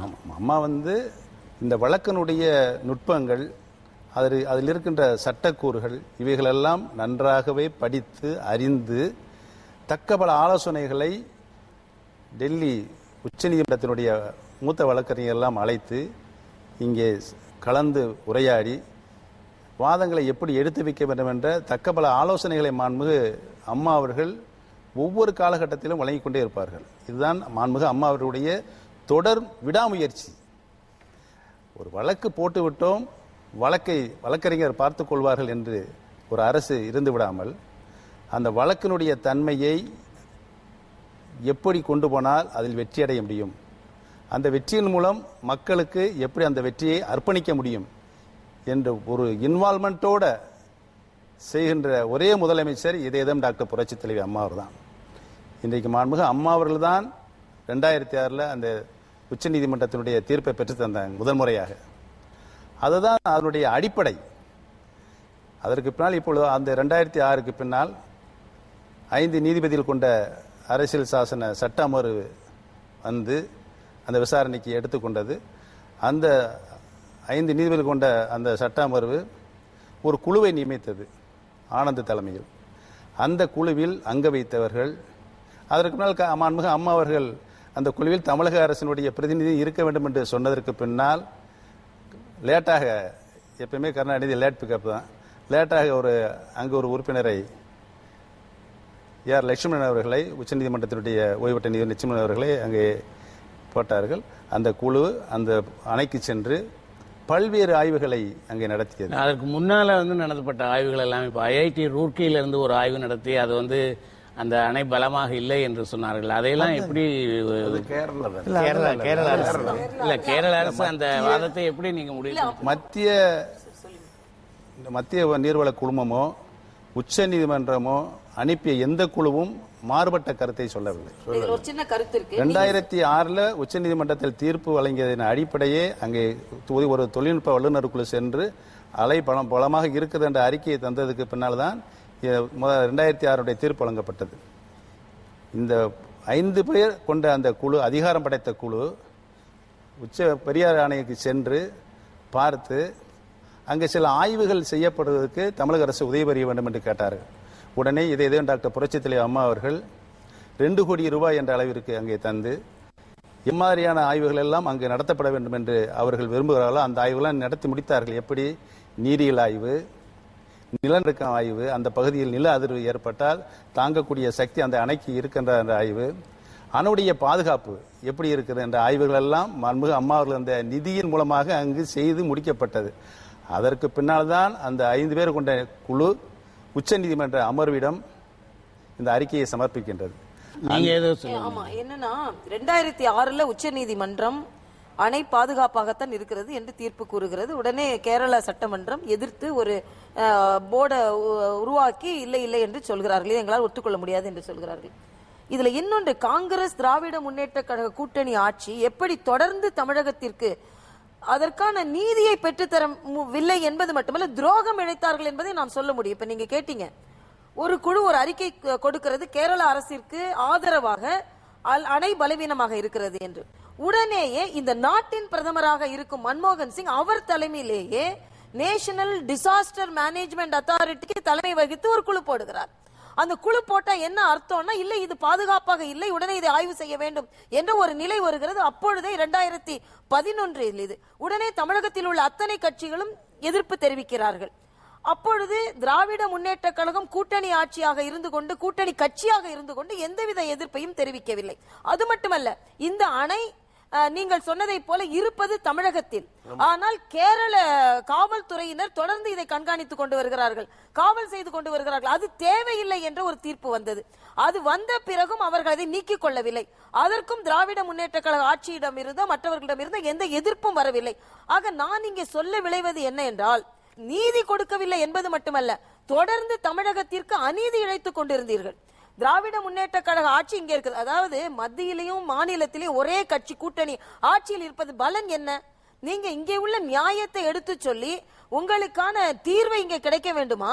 இல்லை என்றால் நீங்கள் என்ன சொன்னாலும் பரவாயில்லை, தமிழகத்தின் நிலை இன்று 37 ஆண்டுகளுக்கு பின்பு நமக்கு நீதி கிடைத்திருக்கிறது என்றால், இடையில் 10 ஆண்டுகள் இவர்கள் ஆட்சி செய்திருக்கிறார்கள், கூட்டணி கட்சியை இங்கே ஆட்சி செய்திருக்கிறார்கள். அப்ப தமிழன் நலன் எங்கே பாதுகாக்கப்பட்டது? என்ன முயற்சி செய்தார்கள்? அப்ப தமிழகம் வஞ்சிக்கப்பட்டது என்பது பட்டவர்த்தனமாக தெரிகிறது. இவர்கள் எப்படி பேச முடியும் என்று நான் கேட்கிறேன். ஆதாரபூர்வமாக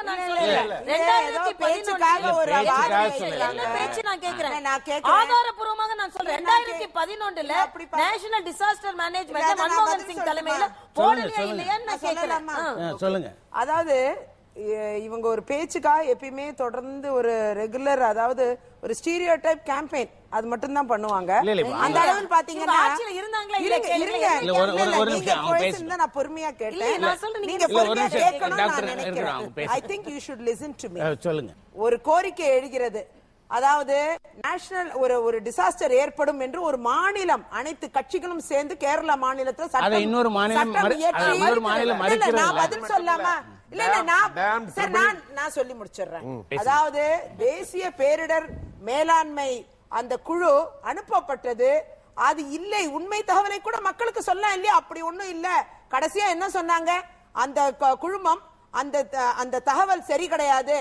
உச்ச நீதிமன்றம் போட்ட குழுவும் அதையே உறுதி செய்தது. டேம் நல்லா இருக்குன்ட்டு. அதே ஒரு குழுவை போட்டு ஆய்வு பண்ணாதானே அது தெரியும். இதுல ஒரு சின்ன பேரிடர் மேலாண்மை குழு போடுறதுனாலயே ஏதோ பேரிடர் வந்த மாதிரியும் அப்படியே ஓடுற மாதிரி பேரிடர் வரும் என்கின்ற நிலையை நீங்கள் கிடையாது. ஏற்றுக்கொள்கிறீர்கள். இல்லை, அதை நாங்கள் ஏற்றுக்கொள்ளாதால் தான் என்டிஎம்ஏ குழுவை போட்டது.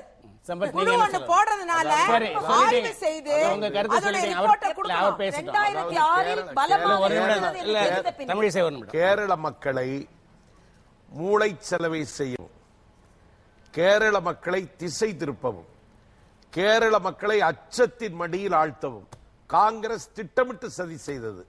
ராணுவத்தில் பணியாற்றிவிட்டு ஒரு திரைப்படத்துறையில இயக்குநராக முகம் காட்டிய சோகன் ராய் டாம் 999 என்று சொல்லி ஒரு படம் தயாரித்து அணை உடைவது மாதிரியும் லட்சக்கணக்கான மக்கள் நீரில் செத்து மிதப்பது மாதிரியும் நாடு நகரங்கள் எல்லாம் இடம்பெயர்வது மாதிரியும் ஒரு படத்தை தயாரித்து காங்கிரஸ் ஆளுகிற எல்லா மாநிலத்திலும் திட்டமிட்டு வீதிக்கு வீதி ஒளிபரப்பினார்கள்.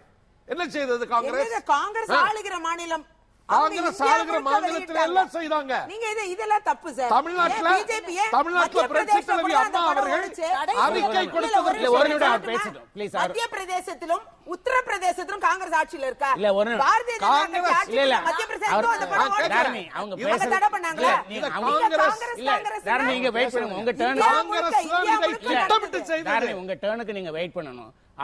காங்கிரஸ் திட்டமிட்டு செய்தது. காங்கிரஸ் இந்த பிரித்தாளும் சூழ்ச்சியை தூண்டியது.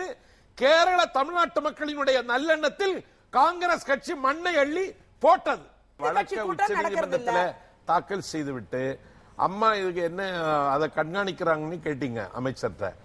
அதாவது முல்லை பெரியார் அணையை உடைத்து விட்டு இன்னொரு அணையை கட்ட வேண்டும் என்று சொல்லி கேரள சட்டமன்றத்தில் உம்மன் சாண்டியினுடைய சர்க்கார் தீர்மானம் கொண்டு வருகிறது.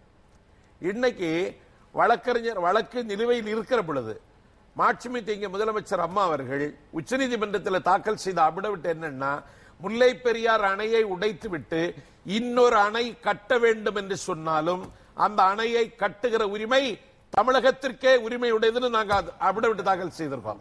அனைத்து அதிமுக இதை செய்திருக்கு. கருணாநிதி காட்டி கொடுத்தார். நான் கேட்கிறேன், அன்னைக்கு ஜெயராம் ரமேஷ கண்டிச்சு மதுரை மாநகரத்தில் கூட்டம்னாரு.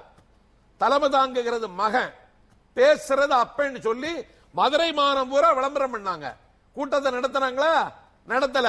ஏன்னா அன்னைக்கு தான் ராஜா வீட்டுல ரைடு. அடுத்து என்ன செய்தாங்க? மத்திய சர்க்காரை கண்டிச்சு இல்ல, கேரள சர்க்காரை கண்டிச்சு கருணாநிதி பேச போறாருன்னு சொன்னாங்க. பேசினாங்களா? பேசல. கருணாநிதி நாடகம் மட்டுமே நடத்தினார். புரட்சி தலைவியினுடைய இடையறாத கண்காணிப்பில் இன்றைக்கு இந்த அணை தமிழகத்திற்கு உரிமையாக்கப்பட்டிருக்கிறது. இந்த விவாதத்தை தொடர்வதற்கு முன்பு ஒரு சிறிய விளம்பர இடைவேளை. விளம்பர இடைவேளைக்கு பிறகு முல்லை பெரியார் குறித்த சிறப்பு விவாதம் தொடரும்.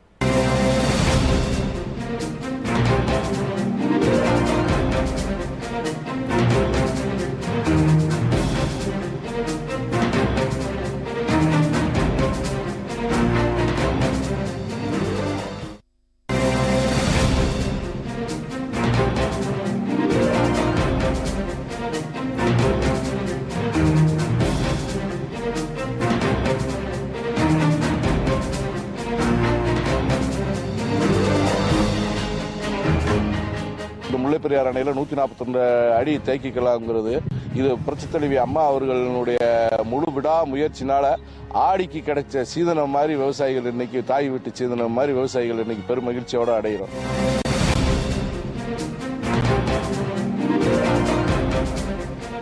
நூற்று 42 அடி வரை தண்ணீர் தேக்கி வைக்க எடுக்கப்பட்ட நடவடிக்கை தமிழகத்திற்கு, தமிழக மக்களுக்கு கிடைத்த வெற்றி. வெற்றி என்பதை விட இது தமிழக மக்களுக்கு வழங்கப்பட்ட நீதி.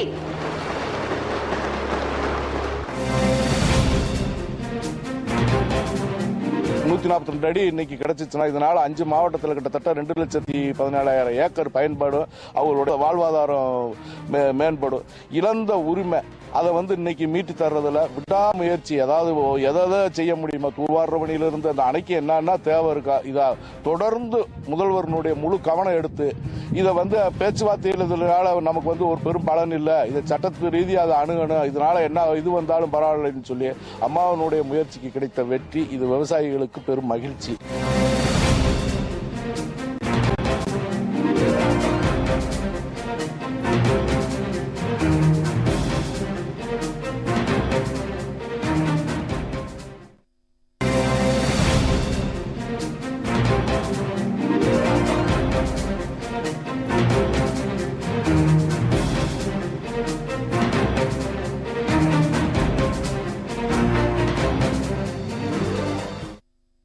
சிறப்பு விவாதத்திற்கு மீண்டும் உங்களை வரவேற்கிறேன். முல்லைப் பெரியாறு குறித்து நாம் விவாதித்துக் கொண்டிருக்கிறோம். இதனுடைய அடுத்த கட்டமாக வந்து இப்போ நீதிமன்றங்கள் ஒரு தீர்ப்பு கொடுத்து விட்டன. அதை வந்து நடைமுறைப்படுத்தவும் முயற்சிகள் மேற்கொள்ளப்பட்டு அதுவும் ஒரு முழுமையடைந்து மதகுகள் இறக்கப்பட்டு தண்ணீர் தேக்கப்பட்டு விட்டது. ஆனால் இதனுடைய தொடர்ச்சி வந்து இந்த பிரச்சனை அரசியல் தீர்ப்பு வந்து இரண்டாவது தீர்ப்பு வழங்கப்பட்டு அணைகள் இறக்கப்பட்டதற்கு மாண்புமிகு அம்மா அவர்கள் நடத்திய சட்ட போராட்டம் இருக்கு. அந்த சட்ட போராட்டத்தினுடைய முழு வடிவம் அம்மாவுடைய உழைப்பு, அம்மாவுடைய தொடர் முயற்சி, இந்திய தமிழகத்தில் இருக்கின்ற ஒவ்வொரு மக்களும் நலனில் மட்டுமே மாண்புமிகு அவர்கள் அக்கறை கொண்டிருக்கின்றார்கள். அதுல சந்தேகம் வரலாற்றை எழுதுகிற எவரும் காங்கிரஸ் திமுக இந்த பிரச்சனையில் எவ்வளவு மத்தனமாக பொறுப்பை தட்டி கழித்ததோடு மட்டுமல்லாமல் கேரள அரசுக்கு சாதகமாக இருந்தார்கள் என்பதற்கு ஒரே காரணம் அரசியல். எந்த காலத்திலும் தமிழகத்தில் ஆட்சிக்கு வர முடியாது காங்கிரஸ். கேரளாவில் இருக்க ஆதரவை இலக்க அவர்கள் விரும்பவில்லை. அதனால் இந்த பிரச்சனையில் மத்திய அரசு முழுக்க கேரளாவுக்கு தான் அவர்கள் ஆதரவு தந்தார்கள். கருணாநிதியை எடுத்துக்கொண்டால் கருணாநிதியுடைய நிலைப்பாடும் அதுதான். அவர் அந்த மாநிலத்தில் அவருடைய குடும்பத்தினுடைய வியாபாரம் நடைபெற்றுக் கொண்டிருக்கிறது. இல்லை, அதை இப்படி பார்க்க முடியுமான்னு நான் கேட்கிறேன். அது வந்து இதை போன்ற விஷயங்கள் வழக்கு மன்றங்களில் வந்து முடிவாகக்கூடாது, இரண்டு அரசாங்கங்களும் உட்கார்ந்து பேசி தீர்க்க வேண்டிய ஒரு விஷயம் என்கின்ற ஒரு நிலைப்பாடு அந்த கட்சிக்கு இருந்திருக்கிறது என்று நாம் எடுத்துக்கொள்ள முடியும். பேசி பேசி பேசி பேசி பேசி முடியாம தானே இது வந்து உச்ச நீதிமன்றத்துக்கே போச்சு இந்த வழக்கு. சரி, இந்த பிரச்சனை வந்து சார் இது உச்ச நீதிமன்றத்துக்கு போயிட்டு அந்த 5 பேர் கொண்ட குழு வந்து போய் நல்லா ஆய்வு பண்ணி அந்த ஆய்வின் அடிப்படையில் அறிக்கையை வந்து உச்ச நீதிமன்றத்தின் கொடுத்ததின் அடிப்படையாக அதற்கு பிறகும் கூட வந்து இந்த 3 நபர் குழுவே, இந்த கண்காணிப்பு குழுவே, அந்த எம்பவர்ட் பேனல் இல்லாம இப்போ சமீபத்தில் இந்த எப்படி 142 அடிக்கு தண்ணீர் தேர்க்கலாம் என்பதற்கு ஒரு 3 நபர் குழு, அவர்களுடைய உறுப்பினர் ஒருவர், நம்முடைய உறுப்பினர் ஒருவர் போட்டு அதுல அப்ப கூட வந்து அவர் வந்து அதுக்கு கேரள அரசு தடை வாங்க போகிறது என்கின்ற ஒரு செய்தியை தான் அவர் சொன்னார். உபகாரம் செய்யலன்னா உபத்திரியம் செய்யாம இருக்கணும். இதுதான் ஒரு நல்ல மனிதருக்கு அடையாளம். அது மட்டும் நல்ல சிந்தனை இது வரைக்கும் அவருக்கு வந்ததே கிடையாது. அதாவது வந்து இந்த பிரச்சனை வந்து முடிய போகுது, மக்கள் பிரச்சனையை முடிய போகுது, இது அம்மா வந்து முடிச்சு வைக்க போறாங்க, அம்மாவுக்கு மிகப்பெரிய நல்ல பெறுதல் கிடைக்கும், அது கிடைக்க விடாம கடைசி வரைக்கும் வந்து அதை கெடுக்கிற ஒரு முயற்சியில தான் அவர் இருந்தார் ஒழிய உங்களுடைய முடியும் இல்ல. என்னுடைய கனவு காங்கிரஸ் இன்னைக்கு துரோகம் செய்யல. தமிழ்நாட்டுக்கு மொழிவாரி மாநிலங்கள் பிரிக்கப்பட்ட காலத்திலேயே துரோகம் செய்துட்டாங்க. நீங்க வந்து ஆழியாறு பரமைக்குளம் விஷயத்துக்கு போறீங்க. தேவிகுளம் பீர்மேட்ல ஒரு மலையாள குடியிருப்பு கிடையாது. ஏன் உங்களுக்கு தாரை வார்த்து கொடுக்கணும்? ஒரு மலையாள குடியிருப்பு கிடையாது. 140 சிறைச்சாலைகளில் இருக்கிற ஆயுள் கைதிகளை, மலையாளிகளை கொண்டு வந்து திட்டமிட்டு தமிழர்கள் பகுதியில இலங்கையில சிங்கள குடியேற்றத்தை மாதிரி குடியேற்றினாங்க. இது காங்கிரஸ் தான் செய்தது. தமிழகத்தில் ஆட்சியில் வரக்கூடிய கட்சிகள் அதற்குண்டான அதிகாரம் படைத்தவர்கள். இல்லனே சொல்ல மாட்டேன். அதை நான் அது திமுக இருந்தாலும் சரி, அதிமுக இருந்தாலும் சரி, அதை ஏற்றுக்கொள்கிறேன். யார் அதை முடித்து வைத்தாலும் பெருமையாக இல்ல. ரொம்ப ஒரு எளிமையான கேள்வி. இவங்க இந்த வெற்றியை பெற்றதற்கு பிறகு சட்டமன்றத்தில் பேசுகிற போது கூட முதல்வர் வந்து இந்த வெற்றி தனக்குரியது என்று அவங்க சொல்லவே இல்லை. இந்த வெற்றி தமிழக மக்களுக்குரியது இல்ல, தமிழக மக்களுக்குரியது. அதற்கு உதவி செய்த மத்திய அரசிற்கும் அவர்கள் ஒரு வார்த்தை நன்றி சொல்லி தான் இந்த பேச்சை அவங்க வந்து ஆரம்பிக்கிறாங்க. அப்படி இருக்கிற போது நீங்கள் ஏன் இந்த வெற்றியை வந்து அவர்களுடையது என்று ஏற்றுக்கொள்வதில் உங்களுக்கு என்ன தயக்கம் இருக்கிறது? இல்லையே, நாங்க அவர்களுடையதாகவும் இருக்கட்டும், மக்களுடையதாகவும் இருக்கட்டும், இல்ல முயற்சி செய்தவர்கள் யாருடையதாகவும் இருக்கட்டும், அவர்களுடையதுதான் என்பதில் ஒரு வரலாறு இருக்குல்ல. இல்ல நீங்க ஏன் அதை நாங்க மறுக்கிறோம் நீங்க ஏன் நினைக்கிறீங்க? நீங்க பேசுறது அப்படிதான். அப்படி கிடையாது. நான் சொல்றது இந்த வெற்றி என்பது எல்லோருக்குமான வெற்றி. அவங்க சொன்னதையும் நாங்க ஏத்துக்கிறோம். அவங்களுக்கு உண்டான வெற்றி பர்சனலா முதலமைச்சருக்கு உண்டான வெற்றியும் நம்ம ஏத்துக்கலாம், அதிமுகவோட வெற்றியாவும் எடுத்துக்கலாம். அதிகாரத்தில் இருக்கக்கூடிய கட்சியால தான் தீர்வு காண முடியும். அதுல மாற்று கருத்தே இல்லை. கிடையாதுங்க. மத்தியில் இருக்கக்கூடியவர் தீர்வு காண இயலாது. முதலமைச்சர் அவர்கள் நம்முடைய தமிழக முதலமைச்சர் அவர்கள் முல்லை பெரியார் விஷயத்துல எப்படி சிந்திச்சாங்களோ அவங்க இதான் சிந்திச்சிருக்காங்க. அதனாலதான் இன்னைக்கு நமக்கு இந்த வெற்றி கிடைச்சிருக்கு. அதுல மாற்று கருத்தே இல்லை. ஆனால் அதற்குண்டான முயற்சியை எந்த மாநிலம் கோரிக்கை வைக்கிறதோ அந்த மாநில அரசுக்கு தான் இந்த பெருமை. அதுல மாற்று கருத்தே இல்லை. இதுல ஒரே ஒரு சின்ன கருத்து. நீங்க இப்ப ஒரு கருத்து சொன்னீங்க, அதிகாரத்தில் இருப்பவர் தான் இந்த பிரச்சனையை முடித்து வைக்க வேண்டும் என்று. காங்கிரசும் அதிகாரத்தில் இருந்தது, திமுக பேச விடுங்க, என்ன பேசிட்டே ஒரு நிமிடம் முடிவு எடுக்க வேண்டிய இடத்தில் மத்திய ஆட்சியில் காங்கிரஸ் தான் தலைமை. இங்க மாநிலத்தில் திமுகவும் 2 முறை ஆட்சியில் இருந்த பிரச்சனை நடக்கும்போது ஆட்சியில் இருந்திருக்கு. அவங்க மாண்புமிகு அம்மா அவர்கள் எடுத்த மாதிரி தொடர் முயற்சி எடுத்தாங்களா? காங்கிரஸ் எடுத்துச்சா? இல்ல. அதைத்தான் நான் சொல்றேன், சுயநலம்னு சொல்றேன் நான். இல்ல சார், சொல்ல முடியாது. டெக்னிக்கலா நான் சட்டத்தின் அடிப்படையில் பேசுறேன். எல்லா அம்சங்களையும் ஆராய்ந்து ஆய்ந்து குற்றச்சாட்டா வச்சா நான் வேடிக்கை பார்க்குற மாதிரி தான் இருக்கு. பேச விட மாட்டேங்கிறாங்க. நீங்க பேசுங்க. எல்லா அம்சங்களையும் ஆராய்ந்து அதிகாரம் படைத்த குழு அங்கு சென்று அணையை பார்வையிட்டு உச்சநீதிமன்ற அறிக்கை கொடுத்து, அந்த அறிக்கையின் அடிப்படையில் 7/5/2014 ஒரு வரலாற்று சிறப்புமிக்க தீர்ப்பினை புரட்சி தலைவி மாண்புமிகு அம்மாவர் தான் பெற்று தந்தால் என்பது வரலாறு. உடனே மாண்புமிகு அம்மாவர்கள் தொடர் முயற்சியாக 3/6 புதிய அரசு பாரத பிரதமரை சந்தித்து பல்வேறு மக்களுடைய பல்வேறு கோரிக்கை மனுக்களை அங்கே கொடுக்கும் பொழுது முல்லை பெரியாருடைய தீர்ப்பினையும் சுட்டிக்காட்டி தென்மேற்கு பருவமழை தொடங்குவதற்கு முன்பாக உச்சநீதிமன்றத்தினுடைய தீர்ப்பில் வந்ததன் அடிப்படையாக அங்கே ஒரு சூப்பர்வைசர் கமிட்டி கண்காணிப்பு குழுவை உடனடியாக மத்திய அரசு நியமிக்க வேண்டும் என்ற கோரிக்கையினையும் அங்கே மாண்புமிகு அம்மாறு வலியுறுத்தி சொன்னார்கள். அதனையும் மாண்புமிகு பிரதமர் அவர்கள் ஏற்றுக்கொண்டு உடனடியாக மத்திய அமைச்சரவையை கூட்டி மத்திய அமைச்சரவையில் சூப்பர்வைசர் கமிட்டி அமைப்பதற்கு ஒப்புதல் வழங்கியது. ஒப்புதல் வழங்கிய கையோடு அங்கே நாதன் என்பவர்களை அவரை குழுவின் தலைவராக அங்கே நியமித்தார்கள். தமிழக அரசின் சார்பாக மாண்புமிகு அம்மா அவர்கள் இங்கே பொதுப்பணித்துறையினுடைய செயலர் அவர்களை, முதன்மைச் செயலர் அவர்களை இங்கே நியமித்தார்கள், சாய்குமார் அவர்களை. கேரள அரசும் குரியன் அவர்களை எங்கள் கூடுதல் தலைமைச் செயலரை அவர்களை நியமித்தது. முதல் கூட்டம் அங்கே திருவனந்தபுரத்தில் நடைபெற்றது.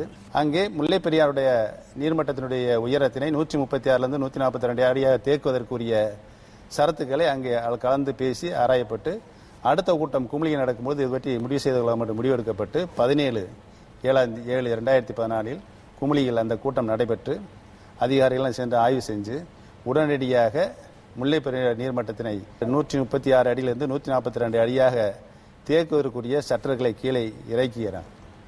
இதுதான் 37 ஆண்டு காலமாக நடைபெற்ற சட்ட போருக்கு இதேதும் புரட்சித் தலைவி மாண்புமிகு அம்மா அவர்கள் இந்த பிரச்சனையை தன்னுடைய சொந்த பிரச்சனையாக எடுத்து தென் மாவட்ட மக்களுடைய வாழ்வாதாரம் அதிலே பொதிந்து இருக்கிறது, ஒவ்வொரு விவசாயிகளுடைய வாழ்வாதாரமும் அதிலே பொதிந்து இருக்கிறது என்பதையெல்லாம் மாண்புமிகு அம்மா அவர்கள் தன்னுடைய கவனத்திலே எடுத்துக்கொண்டு தாயுள்ளத்தோடு இந்த பிரச்சனையை தொடர் முயற்சியாக முயற்சியாக மாண்புமிகு அம்மா அவர்கள் எடுத்த முயற்சியின் பலனாகத்தான் இந்த வரலாற்று சிறப்பு தீர்ப்பினை உச்சநீதிமன்றத்தின் மூலமாக மாண்புமிகு அம்மா அவர்கள் பெற்றுத் தந்தார்கள். மாண்புமிகு அம்மா அவர்கள் சட்டமன்றத்திலே இந்த தீர்ப்பு வந்ததுக்கு பின்னால் 37 ஆண்டு காலம் சட்டப்போர் நடைபெற்றதுக்கு பின்னால் மாண்புமிகு அம்மா அவர்கள் அறிக்கை வாசித்த பொழுது இந்த தீர்ப்பினை மக்களுடைய தீர்ப்பாகவே நான் மதிக்கிறேன் என்று சொன்னார்கள். மக்களுக்கு கிடைத்த நீதி என்றே மாண்புமிகு அம்மா அவர்கள் சொன்னார்கள். மக்களுக்கு கிடைத்த நீதி, ஆனால் அதை பெற்றுத்தந்தவர் யார்? மாண்புமிகு அம்மா அவர்கள் தான் என்பது இன்றைக்கு நிரூபிக்கப்பட்டிருக்கிறது. விஜயதரணி சொன்னது மாதிரி நெய்யாறு பிரச்சனையாக இருந்தாலும் சரி, பாலாறு பிரச்சனையாக இருந்தாலும் சரி, எந்த பிரச்சனையாக இருந்தாலும் சரி, தமிழகத்தினுடைய ஜீவாதார உரிமைகளை காப்பாற்றுகிற முன்முயற்சிகளை, தொடர் முயற்சிகளை, மக்களின் நலம் காக்கின்ற ஒரே தலைவர், ஒரே முதலமைச்சர் புரட்சி தலைவி மாண்புமிகு அம்மா அவர்கள் தான் என்பதை இன்றைக்கு மக்களுடைய தீர்ப்பாக இன்றைக்கு நடைமுறைப்படுத்திய அடையாளமாகத்தான் நடைபெற்று முடிந்த நாடாளுமன்ற தேர்தலில் மாண்புமிகு அம்மா அவர்கள் பிரச்சாரத்தின் போது தெரிவித்த கருத்துக்களின் அடிப்படையில் பிரச்சாரத்தின் மாண்புமிகு அம்மா அவர்கள் என்னென்ன கருத்துக்களை சொன்னார்கள், கடந்த காலங்களில் நடந்த அரசியல் வரலாற்றுகளாம் சொன்னார்கள், இந்த நாட்டுக்கு காங்கிரஸ் திமுக செய்த துரோகங்கள்லாம் சொன்னார்கள், மாண்புமிகு அம்மா அவர்கள் செய்த சாதனைகள்லாம் சொன்னார்கள். அதனை முழுமையாக மக்கள் ஏற்றுக்கொண்டுதான் நல்லதொரு தீர்ப்பாக 39க்கு 37 மாண்புமிகு அம்மா அவருக்கு வெற்றியாக படைத்தார்கள் என்பதை நாடு நன்றாக அறிந்து. அதை தொடர்ந்து சம்பத் உங்களிடத்தில் ஒரு கேள்வி. அவர் சொல்றாரு எந்த பிரச்சனையானாலும் ஒரு போராடக்கூடிய இயல்பு கொண்டவர் என்று அவர் சொல்றாரு. அப்படிதான் அது அவருடைய நடவடிக்கைகளை பார்க்கிற போது அப்படிதான் இருக்கிறது. காவேரி ஆனாலும் சரி, என்எல்சி நெய்வேலி லிக்னைட் பிரச்சனையானாலும் சரி, இப்போது முல்லை பெரியாறு பிரச்சனையானாலும் சரி, அவர் ஒரு பாண்ட் ஃபைட்டர் என்று சொல்லக்கூடிய ஒரு நிலையில் தான் இருக்கிறது. தமிழகத்திற்கு அதுதான் இப்பொழுது தேவை. ஜனவரி திங்கள் 15 இந்த அணையை கட்டியவர் பென்னி குக்கு. அவருடைய சொந்த நிலத்தை விற்று, அவருடைய வீட்டில் இருக்கக்கூடிய எல்லா பொருட்களையும் விற்று மரணத்தின் வாசல்ல நின்று அவர் கட்டினார்.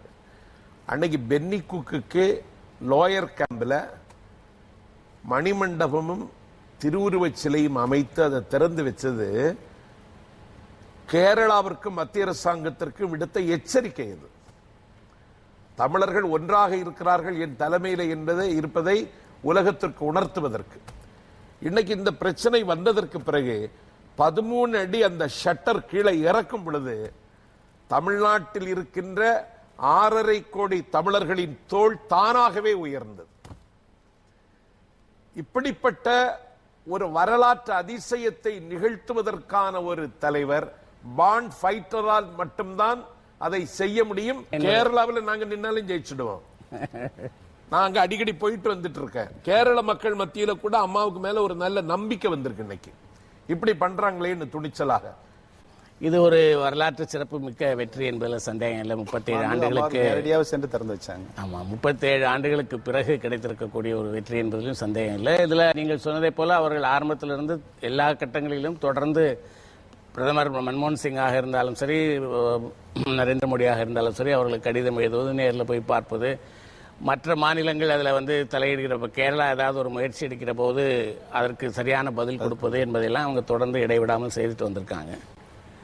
இப்போ இவர்களுக்காக இங்கே வந்து அந்த லோயர் கேம்ப்லேயோ அல்லது வேறு எங்கேயோ இது மாதிரி இந்த போராட்டம் நடந்தது, அதன் காரணமாக இந்த தீர்ப்பு கிடைத்தது என்பதை குறிக்கிற வகையில் நீங்கள் ஏதாவது ஒரு கல்வெட்டு வைக்கிற எண்ணம் உங்களுக்கு இருக்கா? சார், உறுதியாக தமிழக மக்கள் அனைவரும் மாண்புமிகு அம்மாவின் மீது மிகுந்த மதிப்பும் மரியாதையும் நல்லெண்ணமும் கொண்டிருக்கின்றார்கள். இது மிகப்பெரிய, இது ஒரு சாதாரண தீர்ப்பு கிடையாது, வரலாற்று சிறப்புமிக்க தீர்ப்பு. இந்த தீர்ப்பை பெறுவதற்கு மாண்புமிகு அம்மா அவர்கள் எடுத்துக்கொண்ட முயற்சிகள் அனைத்தையும் தமிழக மக்கள், குறிப்பாக தென் மாவட்டங்களில் இருக்கின்ற 5 மாவட்ட மக்கள் உறுதியாக அவர்களுக்கு நன்றாகவே தெரியும். மாண்புமிகு அம்மா அவர்களுக்கு இன்றைக்கு இருக்கின்ற மக்கள் மட்டுமல்ல, எதிர்காலத்தில் இன்னும் 1000 ஆண்டுகளுக்கு பின்னாலே வருகின்ற மக்களும் நன்றியோடு நினைவுகூரத்தக்க வகையில் உறுதியாக மாண்புமிகு அம்மாவுடைய நிலைத்த புகழ் என்றென்றும் இந்த உலகம் இருக்கின்ற வரைக்கும் அங்கே ஒரு சரித்திர புகழில் நிற்கின்ற அளவிற்கு ஒரு சான்றாக அங்கு அமைக்கப்படும் என்பதனை நான் உறுதிபட தெரிவித்துக் கொள்ள கடமைப்பட்டிருக்கின்றேன். அதுதான் மாண்புமிகு அம்மா அவர்களுக்கு நாங்கள் என்று சொன்னால் தமிழக மக்கள் செய்கின்ற நன்றி கடன். அது எங்களுக்கு கிடைச்ச பாக்கியம். அந்த மாதிரி ஒரு வரலாற்று சிறப்புக்கு தீர்ப்பினை மாண்புமிகு அம்மா அவர்கள் பெற்று தந்ததுக்கு மாண்புமிகு அம்மா அவர்களுக்கு செய்வது எங்களுக்கு கிடைத்த எங்களுடைய நாங்கள் இந்த பிறவியில் செய்த பூர்வ புண்ணியமாக நான் நினைக்கின்றோம். சார், இதனுடைய தண்ணீரை வந்து இப்போ 142 அடி நம்ம தேக்குவதன் மூலமாக அல்லது நாளை 152 அடி தேக்கினாலும் கூட இதனால் வந்து கிடைக்கக்கூடிய பலன் வந்து என்னவாக இருக்கும்? ஏற்கனவே விரிவாக்கப்பட்ட பகுதிகளுக்கு தண்ணீர் கிடைத்து விவசாயிகள் நல்ல முறையில் நடக்கிற ஒரு நல்ல வாய்ப்பு ஏற்பட்டிருக்கிறது மாண்புமிகு அம்மா அவர்களினால். இல்லையா, அதற்கு கூடுதலாக நம்ம வேற ஏதாவது செய்ய வேண்டியிருக்கிறதா? அதில் வந்துட்டு ஏதாவது கெனால் ஏதாவது போட வேண்டியிருக்கிறது? ஏற்கனவே இருக்க நிலங்கள் உரிய நிலங்கள், அது ஏற்கனவே வந்து 152 அடிகள் இருக்கின்ற பொழுதே அதனுடைய விவசாய பகுதிகளை வரையறுத்து அதனுடைய பாசன பகுதிகள் விரிவாக்கம் செய்யப்பட்டிருக்கிறது. அந்த பாசன பகுதிகளுக்கு நீர் கிடைப்பதை இப்போது மாண்புமிகு புரட்சி தலைவி அம்மா அவர்கள் உறுதி செய்திருக்கிறார்கள். மக்களுக்கான நீதி என்று வந்து அவர்கள் சொல்லியிருக்கிறார்கள். இப்போ மக்கள் வந்து அரசாங்கத்திடமிருந்து எதிர்பார்ப்பது அதுதான். மக்கள் வந்து அரசாங்கத்திடமிருந்து அவர்களுக்குரிய உரிமைகள் கிடைக்க வேண்டும், அவர்களுக்குரிய நீதி கிடைக்க வேண்டும் என்றுதான் எந்த அரசாங்கமாக இருந்தாலும். அவர்களுக்கு கட்சி என்பது 2ஆம் பட்சம், அவர்களுக்கு முதல்வர் என்பது, பிரதமர் என்பது எல்லாம் வந்து அடுத்த நிலையில் வரக்கூடிய முதல் கேள்வி மக்களுடைய மனதில் இருக்கக்கூடியது அவர்களுக்கான நீதி, அவர்களுக்கு மறுக்கப்பட்ட நீதி கிடைக்க வேண்டும் என்று அவர்கள் எதிர்பார்க்கிறார்கள். அதற்கான நடவடிக்கைகளை இவர்கள் தொடர்ந்து, அந்த மறுக்கப்பட்ட நீதி கிடைப்பதற்கான நடவடிக்கைகளை தொடர்ந்து முதல்வர் அவர்கள் எடுத்துக்கொண்டு வந்திருக்கிறார்கள். அதற்கு வந்து அதை குறித்து உங்களுடைய கருத்து, இங்க இருக்கக்கூடிய ஒவ்வொருவருடைய கருத்தையும் நான் அறிந்து கொள்ள விரும்புகிறேன். அதாவது மறுக்கப்பட்ட நீதியில வெறுக்கப்பட்ட அரசியல் வரும்பொழுதுதான் மறுக்கப்பட்ட நீதிகள் வருகிறது. நீங்கள் சொன்னது போல் சில பிரச்சனைகள் வருகிறது, மத்திய அரசு ஒரு நிலைப்பாடு எடுக்கிறது, மாநில அரசு ஒரு நிலைப்பாடு எடுக்க, இதெல்லாம் சாதாரணம். ஆனால் கடைசியில் மக்களுக்கான நீதி கிடைக்கிறதா, மக்களுக்கு வேண்டியவை கிடைக்கிறதா என்பதைத்தான் நாம் பார்க்க வேண்டும். அதற்கு மத்திய மாநில அரசுகளில் ஒரு இணக்கமான சூழ்நிலை இருக்க வேண்டும்.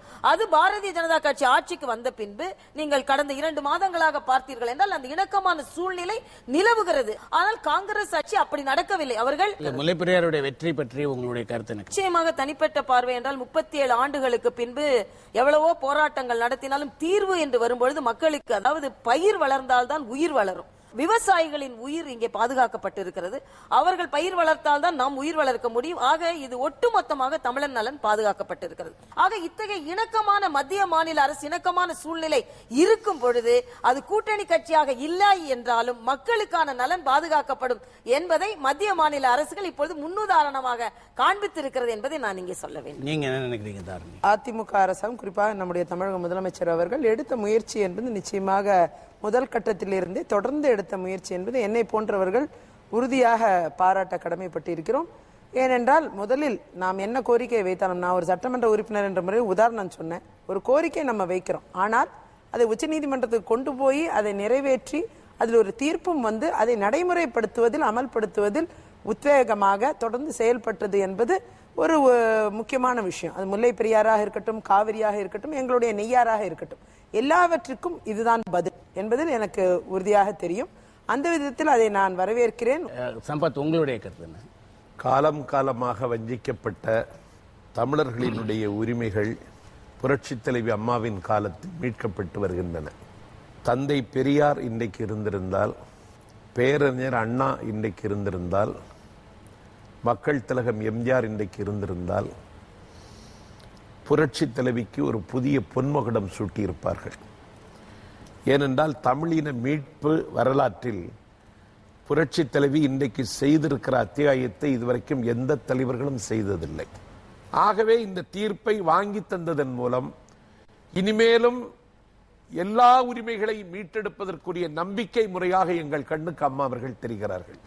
அம்மாவுக்கு நீங்கள் ஏதாவது செய்ய போகிறீர்களா என்று நிதியமைச்சரிடத்தில் கேட்டீர்கள்.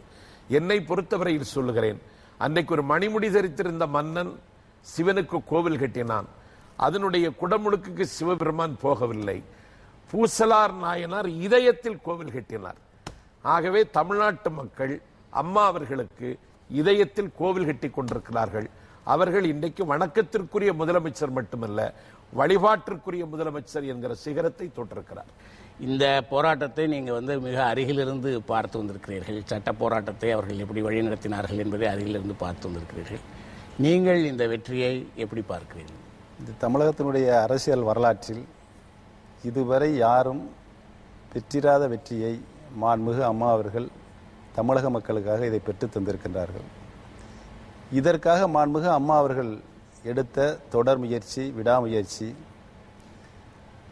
அதில் மாண்புமிகு அம்மாவுடைய பொதுநலம், அரசியல் இயக்கங்கள் நடத்துகின்றவர்கள் பல்வேறு பிரச்சனைகள் வருகின்ற பொழுது சுயநலத்தை நினைத்து ஒதுங்கக்கூடிய தற்கால அரசியலில் மக்களின் நலனை ஒன்றை மட்டுமே சிந்தித்து மக்களுக்கு எந்த காலத்திலும் காலங்காலமாக நன்மை கிடைக்க வேண்டும் என்ற நல்லெண்ணத்தின் அடிப்படையில் இன்றைக்கு மாண்புமிகு அம்மா அவர்கள் நல்லாட்சி நடத்தி கொண்டு வருகிறார்கள். எந்த ஒரு பிரச்சனையாக இருந்தாலும் சரி, முல்லை பெரியார் பிரச்சனையாக இருந்தாலும் சரி, காவேரி பிரச்சனையாக இருந்தாலும் சரி, கச்சத்தீவு பிரச்சனையாக இருந்தாலும் சரி, பாலாறு பிரச்சனையாக இருந்தாலும் சரி, நெய்யாறு பிரச்சனையாக இருந்தாலும் சரி, இப்படி தமிழக மக்களுடைய காலங்காலங்கமாக பெற்று வந்த ஜீவாதார உரிமைகளுக்கு பாதிப்பு ஏற்படுகின்ற பொழுது அதை தடுத்து நிறுத்தி மீட்டெடுத்து தருகின்ற ஒரே தலைவராகத்தான் இன்றைக்கு இதயம் டாக்டர் புரட்சி தலைவி மாண்புமிகு அம்மா அவர்களை தமிழக மக்கள் பார்க்கின்றார்கள்.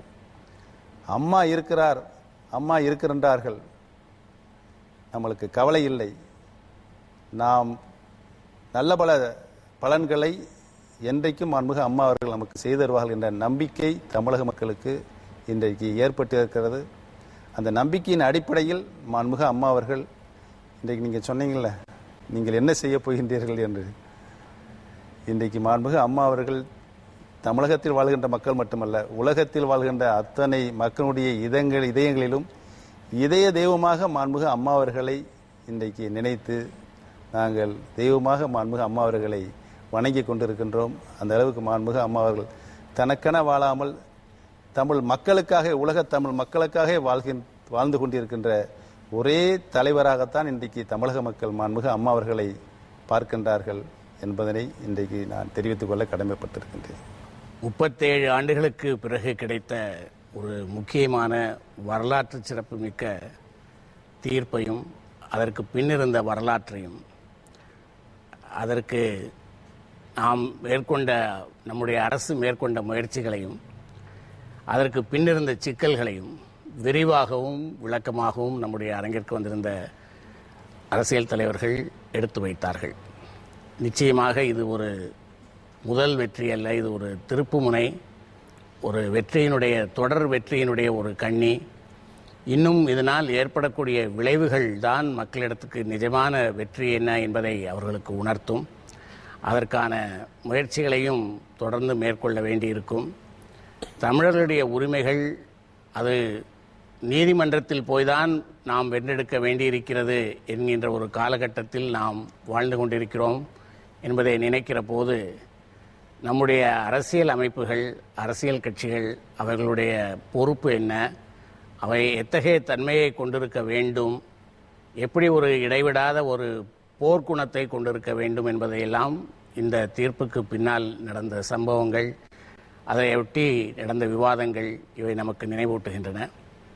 இதைப்போல தொடர்ந்து நம்முடைய உரிமைகள் மீட்கப்படும், பாதுகாக்கப்படும் என்கின்ற நம்பிக்கையோடு இந்த நிகழ்ச்சியிலிருந்து விடைபெறுவோம். நம்முடைய அழைப்பை ஏற்று இந்த அரங்கிற்கு வந்து தங்களுடைய கருத்துக்களையும் எண்ணங்களையும் பகிர்ந்து கொண்ட திரு ஓ. பன்னீர்செல்வம் அவர்கள், டாக்டர் தமிழிசை அவர்கள், திருமதி விஜயதாரணி அவர்கள், திரு நாஞ்சில் சம்பத் அவர்கள், அனைவருக்கும் நன்றி, வணக்கம்.